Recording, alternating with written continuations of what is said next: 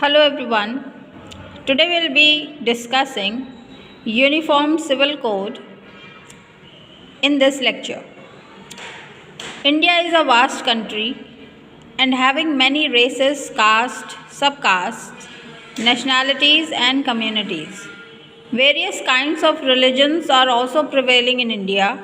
Not only this, but 150 dialects and 18 recognized regional languages are also being used in India.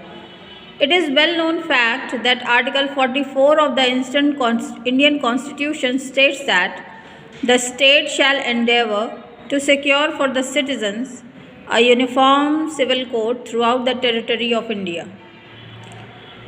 When various castes, traditions, and religions are prevailing, their way of life and manners are also different. Various provisions relating to marriage, divorce, judicial separation, and nullity of marriage, and prevailing differently. The main religions, Hindu, Muslim, Sikh, and Christians, have their different rights.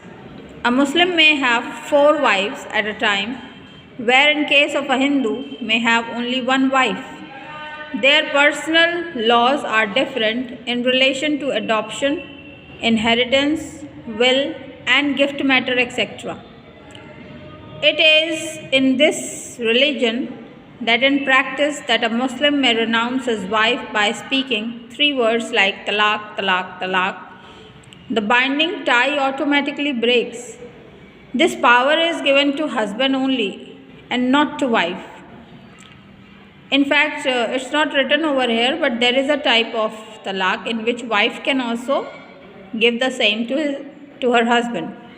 A Muslim wife has certain grounds for the dissolution of marriage, but a Hindu wife has no such grounds for dissolution of marriage tie. Keeping in view the interest of the nation and public at large, uniformity in laws were achieved to a greater extent during British region through enactment of IPC, CRPC, CPC, Indian Contract Act, TP Act. The main object of framing these laws was removing social and religious tensions. The framers of laws were really intelligent that they do not want to interfere in personal laws and religious matters due to this reason. The concept of secular state was adopted for India, having no religion of its own and granting religious freedom to all. For removing the discrimination and disabilities among various Hindus Untouchability Offences Act 1955, now new named Protection of Civil Rights Act 1976, and Prevention of Atrocities of Scheduled Caste and Scheduled Tribes Act 1989. By enacting Hindu Marriage Act, Hindu Succession Act, Hindu Adoption Act, Hindu Guardianship Act, and Ward Act were also passed. Every codification has its limitation. It would not be out of place to mention the name of the case Muhammad Ahmad Khan versus Sabnam Begum, which allowed maintenance to Muslim divorced wife.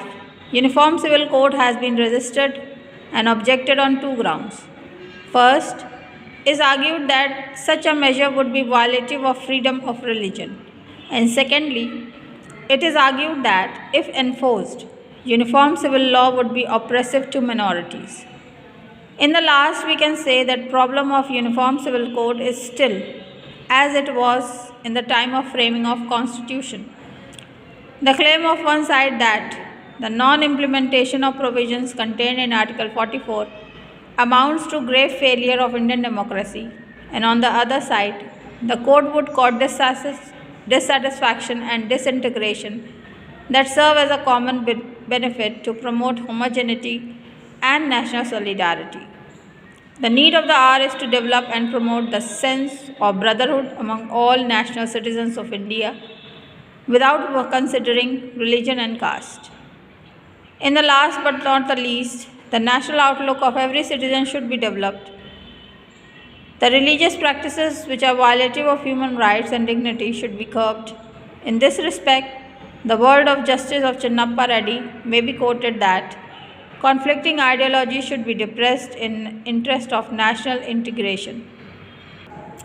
So friends, this was a short content on Uniform Civil Code. Although it is not full in its length, still there are so many things which could be added to make it a fully equipped content. But this was an effort. I hope this will help you out in your studies and preparation of exams. Thank you.